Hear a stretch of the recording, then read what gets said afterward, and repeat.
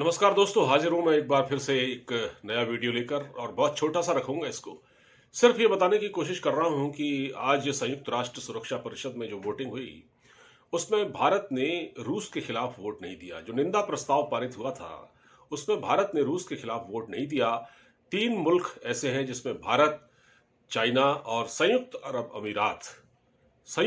अमीरात ने भी वोट नहीं दिया। मतलब भारत ने एब्सटेन किया, भारत वोटिंग में शामिल नहीं हुआ। इसी तरह संयुक्त अरब अमीरात और चाइना। एब्सटेन करने का मतलब सिर्फ ये होता है कि आप जहां वोटिंग हो रही है वहां आपका नुमाइंदा नहीं होता, और इसलिए ना आपके किसी किसी के आप फेवर में वोट देते हैं, ना किसी के अगेंस्ट में। तो भारत ने वही अपनी पुरानी नीति कि जो गुट निरपेक्ष नीति भारत की जो शुरू से चली आ रही है, जवाहरलाल नेहरू के युग से, उसी पर अमल किया।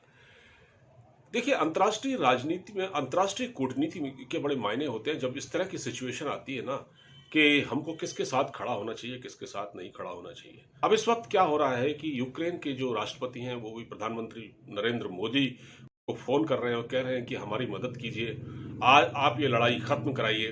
भारत ने पुतिन से बात की, भारत के प्रधानमंत्री ने व्लादिमीर पुतिन से बात की। बात तो शी जिनपिंग ने भी की, लेकिन हाँ, प्रधानमंत्री मोदी की बात को बड़ी गौर से सुना उन्होंने, और भारत की तारीफ भी की है रूस ने। रूस ने आज जो स्टेटमेंट दिया है उसमें उन्होंने जो भारत ने जो रुख अपनाया संयुक्त राष्ट्र सुरक्षा परिषद में, उसके लिए रूस ने कहा कि भारत ने बड़ा संतुलित रवैया अपनाया। भारत की उन्होंने तारीफ की है। अब भारत ने समझाने की कोशिश की है रूस को, और भारत ने यह भी सुनिश्चित किया जो वहां छात्र फंसे हुए हैं, जो वहां कारोबारी फंसे हुए हैं, हमारे भारत जो यहां से गए हुए बिजनेसमैन या जो भी नौकरी पेशा लोग हैं, उनकी हिफाजत की जाए, उनकी सुरक्षा सुनिश्चित की जाए। अब लोग लौट भी रहे हैं, सुन रहे हैं कि एयर इंडिया की एक फ्लाइट हंगरी जाएगी, और वो एक रोमानिया निकल चुकी है जहां से लोगों को लाया जाएगा।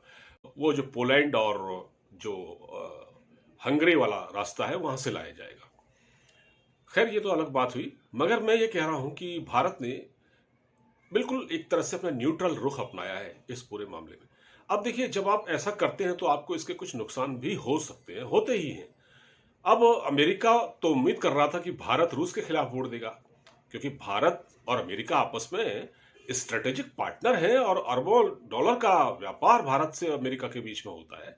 इसी तरह रूस से भी होता है। रूस से भी करीब $10 बिलियन से ऊपर का जो ट्रेड है भारत का, वो होता है। और रूस पेट्रोलियम और गैस की जो सप्लाई करता है पूरे यूरोपीय देशों को, यानी कि जो वो सबसे बड़ा, मतलब यानी कि रशिया में पेट्रोलियम और गैस के भंडार हैं, और वो ज्यादातर यूरोपियन देशों को गैस सप्लाई करता है, पेट्रोल भी देता है, और अमेरिका से सस्ते दामों पर देता है, अमेरिका के मुकाबले सस्ते दामों पर देता है। तो सैंक्शन भी लग गए, अमेरिका ने सैंक्शन भी लगा दिए रूस पर। रूस पर सैंक्शन तो पहले से चल रहे हैं, वो सैंक्शन भी भुगत रहा है, लेकिन फिर भी तन के खड़ा रहता है। अब उसने जिस तरह से किया यूक्रेन में, अमेरिका ने मदद नहीं की, अमेरिका पीछे हट गया। इससे एक बात और साबित हो रही है कि अमेरिका जो बाइडेन के रिजीम में बहुत कमजोर पड़ा है, खासतौर से जिस तरह से चीन अमेरिका को आंखें दिखाता है। आपने याद किया, आपको मैं याद दिलाता हूं कि जिस दिन रूस ने यूक्रेन पर हमला किया था, ठीक उसी दिन ताइवान के आसमान पर चाइना के जो फाइटर प्लेन उड़ते देखे गए। चाइना ने ताइवान को डराने की कोशिश की। ये हिम्मत कहां से आई चाइना के पास? चाइना ने पढ़ लिया है कि जे बाइडेन कमजोर राष्ट्रपति हैं, वो डोनाल्ड ट्रंप की तरह नहीं है। इसलिए अच्छा, उनके अपनी जो सरकार है उसमें भी लोग बटे हुए हैं, उनके खिलाफ एक तरह से असंतोष है, वो अपने घर में ही विरोध का सामना कर रहे हैं। तो चीन ने भी ये पढ़ा, रूस ने भी पढ़ा, और रूस की हिम्मत भी इसीलिए पड़ी, उनको पता था। क्योंकि देखिए, जो पुतिन है वो बहुत ही एक काबिल मिलिट्री ऑफिसर रहे हैं, केजीबी में वो स्पाई रहे हैं, वो जानते हैं, लोगों को पढ़ लेते हैं, वो लोगों को जानते हैं। तो उन्होंने देखा कि बाइडेन कुछ नहीं कर पा रहे, तो चलिए, बाइडेन कमजोर है, और उन्होंने कहने को यूक्रेन का साथ देने की बात की थी, को नेटो का मेंबर बनाएंगे आपको, वो भी नहीं बनाया और पीछे हट गए। अब देखिए, इससे बात यह है कि अब अमेरिका पर भरोसा कैसे किया जा सकता है। अब भारत का स्ट्रेटेजिक पार्टनर है अमेरिका, और कल को अगर चाइना भारत के खिलाफ कोई एडवेंचर करता है, जो कोई मिस एडवेंचर करता है, घुसपैठ करता है, तो क्या हम उम्मीद करें चाइना से? क्योंकि उसने तो यूक्रेन का भी साथ नहीं दिया, तो क्या वो भारत का साथ देगा? ये भी एक बहुत बड़ा सवाल है। अच्छा, ताइवान पर चीन ने नजर डाल रखी है और वो उसके ऊपर से उन्होंने फाइटर प्लेन उड़ाए। ताइवान पर चीन कब्जा करना चाहता है और ताइवान के हक में भी अमेरिका खड़ा रहता है। तो क्या कभी ताइवान पर मुसीबत आएगी तो चीन साथ देगा? माफ कीजिए, अमेरिका साथ देगा? ये भी अपने आप में बहुत बड़ा सवाल है।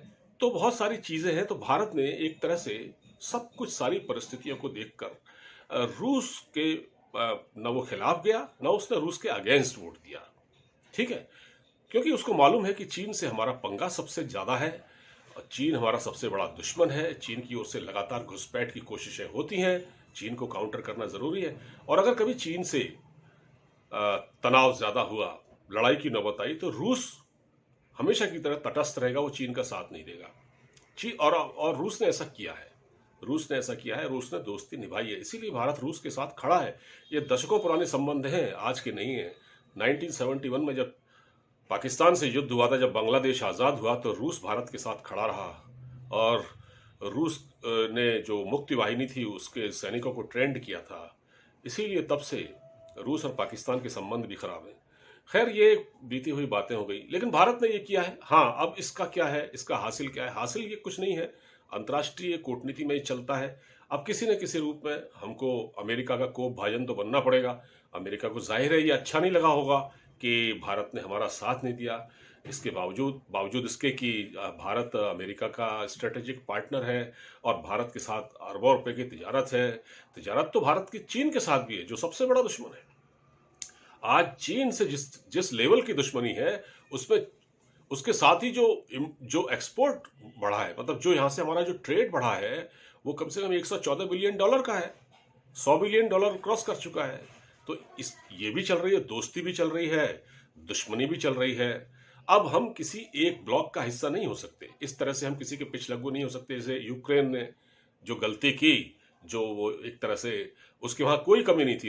यूक्रेन के बारे में बताता हूँ, उनके वहां ऐशो आराम भरी जिंदगी थी, बड़ी बड़ी लग्जरी गाड़ियां थी, सब कुछ था, लोग बेफिक्र होकर रह रहे थे, खूब शॉपिंग करते थे, खूब पैसा कमाते थे, खूब खर्च करते थे, अपने ऐशो आराम में कोई कमी नहीं, बड़े बड़े अपार्टमेंट में रहते थे, महंगे से महंगे कपड़े पहनते थे। लेकिन इतना पैसा होने के बावजूद भी यूक्रेन ने कभी अपने आप को सैन्य रूप से सशक्त नहीं बनाया, ताकतवर नहीं बनाया। उसने, जैसे जो भारत ने किया ना, भारत ने अपने आप को ताकतवर बनाया, क्योंकि भारत को दुश्मनों का सामना था। इसलिए यूक्रेन ने केवल एक तरह से अपने आप को पिछलक्कू बनाया अमेरिका का, और जिसका अंजाम आज वो भुगत रहा है। उसने अगर अपनी सैन्य ताकत पर थोड़ा सा खर्च किया होता तो आज उसको ये दिन नहीं देखने पड़ते। बहरहाल, मैं इस बात को यहीं खत्म कर रहा हूँ। और भारत ने जो आज काम किया वो वाकई भारत की कूटनीति है और इसमें भारत खरा उतरा है।